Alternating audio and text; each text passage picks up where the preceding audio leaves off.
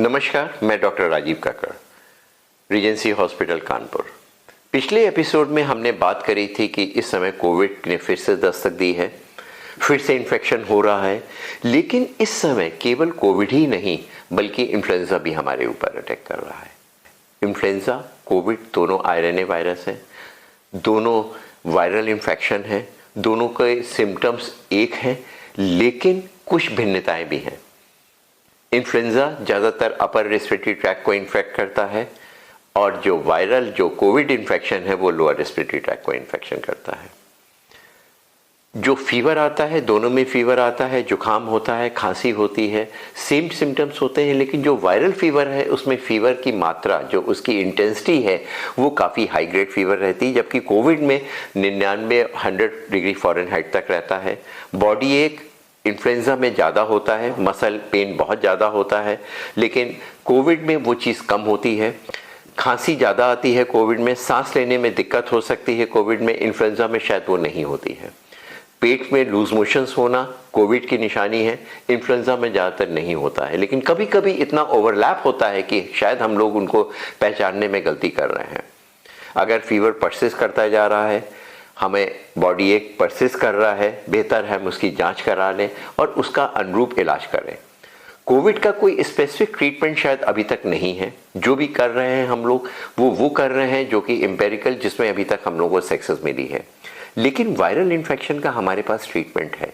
अगर हमें मालूम है ये इन्फ्लुएंजा है, इन्फ्लुएंजा 4 तरीके का होता है, influenza A, B, C and D, जिसमें कि ए ज़्यादा भयावान होता है, इसमें सीरियसनेस ज़्यादा होती है, सिम्टम्स ज़्यादा सीवियर होते हैं, हमें हॉस्पिटलाइजेशन करने की ज़रूरत होती है। उसका मुख्य कारण ये होता है कि जो इन्फ्लुएंजा ए है ये केवल मनुष्यों में ही नहीं फैलता है बल्कि बर्ड्स में, पिग्स में, हैंस में, इसमें फैलता है। और उसमें जा करके जब किसी दूसरे मनुष्य में, दूसरे एनिमल में जाता है, दूसरे बर्ड्स में जाता है, तो उसका जो मल्टीप्लिकेशन है, उसका जो कोर्स ऑफ डिजीज है वो थोड़ा सा डिफरेंट हो जाता है, म्यूटेशन हो जाता है। स्पेशली पिग में जाने के बाद इन्फ्लुएंजा, इसमें एम्प्लीफिकेशन होता है, वायरस का एम्प्लीफिकेशन होता है, म्यूटेशन होता है, एक डिफरेंट मोड का हो जाता है, जिसमें न ही केवल इन्फेक्टिविटी ज़्यादा होती है, ज़्यादा लोगों को इन्फेक्ट करने की क्षमता होती है, बल्कि उसमें सीवियरिटी भी काफ़ी ज़्यादा हो जाती है।